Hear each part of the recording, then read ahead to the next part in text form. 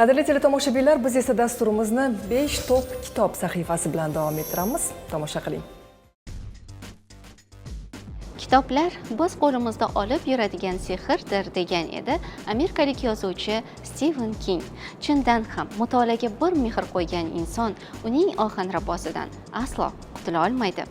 Bugungi qahramonimizning kitoblarga bo'lgan mehri bolaligida ertaklar mutolaasidan boshlangan. Sardorbek Saloydinov Innovatsion rivojlanish agentligi huzuridagi Ilmiy-texnik axborot markazining ilmiy tahririyat va noshirlik boshqarmasi yetakchi mutaxassisi. Hozirgi kunda Toshkent davlat texnika universiteti tayanch doktoranti. 2018-yilda yil talabasi deya e'tirof etilgan. Beruniy nomidagi davlat stipendiyasi va Marto'g'lon davlat mukofotiga sazovor bo'lgan.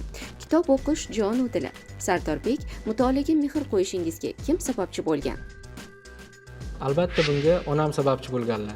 Onam har safar oylik olganlarida bizga kitob sovg'a qilardilar va bu kitobni biz keyingi oygacha tugatishga harakat qilardik va keyingi oy yana kitob sovg'a qilardilar.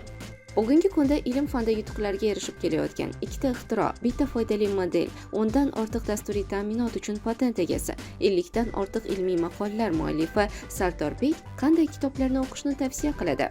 Birinchi tavsiya qiladigan kitobim O'tkir Hoshimovning Dunyoning ishlari kitobi. Bu kitob O'tkir Hoshimovning bolalik yillarida o'zi boshidan kechirgan, urushdan so'ng bo'lgan voqealar haqida so'zlab beradi.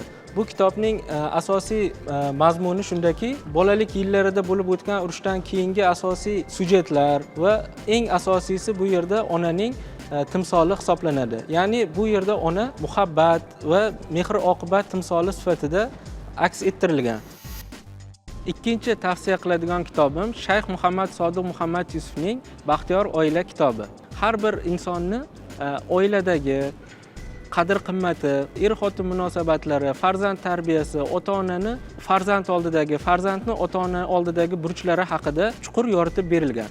Va bu kitobning asosiy mohiyati qo'ni-qo'shnichilik, qarindosh urug'chilik va millatni asosiy millat qiladigan ma'naviy ozuqalar bilan boyitilgan. Bularni har birini o'zbekona urf-odatlar bilan yoki dinimizni asosiy maqsadi orqali buni juda chiroyli ochib berilgan. Uchinchi tavsiya qiladigan kitobim Temur tuzuklari kitobi. Bu kitob ikki qismdan iborat bo'lib, birinchi qismi Amir Temurning o'zini hayoti haqida, janglari, har bitta jangning strategiyalari haqida bo'lgan bo'lsa, ikkinchisi tuzuklar, ya'ni o'gitlar sifatida keltirilgan.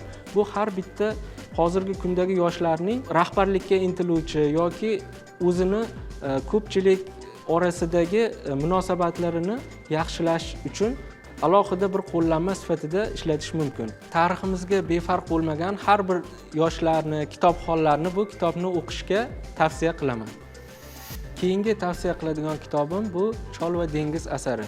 Kitobda Santiago ismli baliqchining 84 kun ichida bir baliqni ovlashi va u baliq dengizdan qaytarib kemada olib kelayotganda uni akulalar yeb, oxirida o'zi skeletini qirg'oqqa, qishlog'iga olib kelishi borasida kechadi. Asardagi asosiy mazmun, ma'no shundan iboratki, siz oldingizga maqsad qo'ydingizmi, uni oxirigacha yetkazishingiz va oxirigacha harakat qilishingiz, bu orqali odamlarning gapi emas, siz natijaga erishishingizni alohida ta'kidlangan.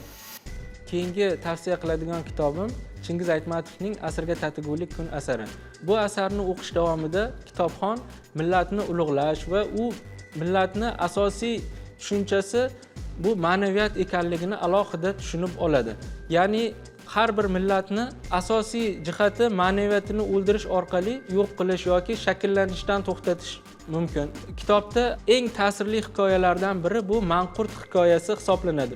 Bu asarni o'qish davomida millatni yuksalishi va uni qadr-qimmatini, qadriyatlarini asrab-avaylashi millatni rivojlanishiga olib kelishiga alohida e'tibor qaratilgan asar hisoblanadi. Kitob o'qish o'zimiz bilan, xayollarimiz bilan yolg'iz qolishdir. Boshqacha aytganda, mutolaa bizni o'zligimizni anglashga yordam beradi. Qaysi asarlarni o'qish haqida o'ylanayotgan bo'lsangiz, bizning sahifamizni albatta kuzatib boring. O'zingizga kerakli tavsiyalarni topasiz.